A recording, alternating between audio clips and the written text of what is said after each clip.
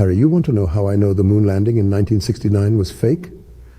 Sit down and I'll tell you the story. So 100 years before the space race between the Soviet Union and the United States happened, Hogwarts and our rival Durmstrang had our own space race to the moon.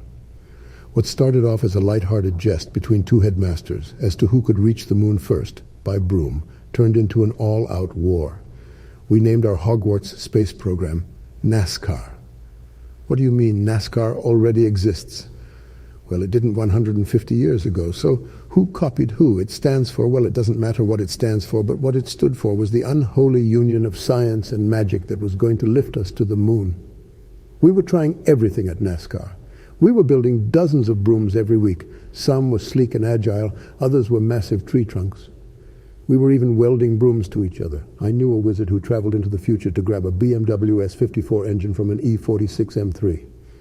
That broom didn't get us to the moon, but Merlin's beard was it cool. You know, Harry, how they were sending dogs and monkeys into space during the Cold War? Well, we did the same thing, except with house elves and more house elves. We must have sent over 200 of those little guys into orbit. You want to know how many came back? Anyways, there's always sacrifice with science. In fact, sacrifice is an anagram for science. You can try it yourself if you don't believe me. The secret that we figured out before those Durmstrang cavemen was alchemical reactor engines, otherwise known as Ares. The Ares system harnessed the energy released when performing alchemy. Converting lead into gold takes a tremendous amount of magical energy, but when successfully completed, releases that energy back into the ether. We discovered we could both harness and direct the energy into explosive results. By our calculations, the amount of gold that would be produced from such a reaction would pay for Hogwarts faculty salaries for 100 years, with a little extra for a jacuzzi whenever they would get invented. The only issue would be retrieving all the gold from the moon. Anyways, come to find out that Durmstrang had secretly been using magic to move the moon closer to Earth in an effort to make it easier for them to reach the moon. This greatly disrupted the tides for quite some time in the 1870s. Where was I? Oh yes, launch day. Unbeknownst to us, we had all our calculations based on where the moon should have originally been in orbit. We had constructed a broom named the Saturnalius V, which stood over 300 feet tall and was constructed from an entire redwood tree. The whole tree. One brave house elf, whose name was never written down nor remembered, volunteered, against his lack of free will, to be the pilot.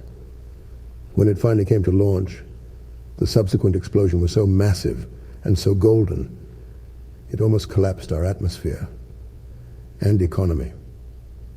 All the air within a 5-mile radius was consumed, and we were literally left breathless for an entire minute. We didn't just break the sound barrier, but shattered it. They say you can see the impact on tree rings in the forest. There's a distinct notch, and indentation, if you will, on the date that it happened. Worse than all of that, my dinner plans with this smoking witch I had just met were completely ruined. And she was a looker, too. It's like her features were carved from marble. Anyways, the liftoff completely blew away the Italian restaurant we had a reservation at. I tried to reschedule, but when I called her, all I got was some cryptic message, "We're sorry, this number does not exist." How mysterious. Who's sorry? Anyways, the point of the story is that the moon landing in 1969 was fake because we destroyed the moon, blew it right up. Not only did we reach the moon, we pierced right through it. Absolutely wasted. Even worse than destroying the moon, we lost all the gold we had alchemically converted from the lead, disintegrated upon impact.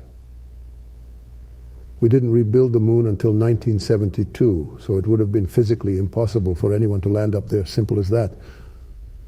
They say, lad, there's a small chance that the shooting star you see tonight isn't a meteorite burning up in our atmosphere, but 1 kilogram of gold bullion melting across the sky. That could have been the jacuzzi in the teacher's lounge, lad. That could have been a jacuzzi.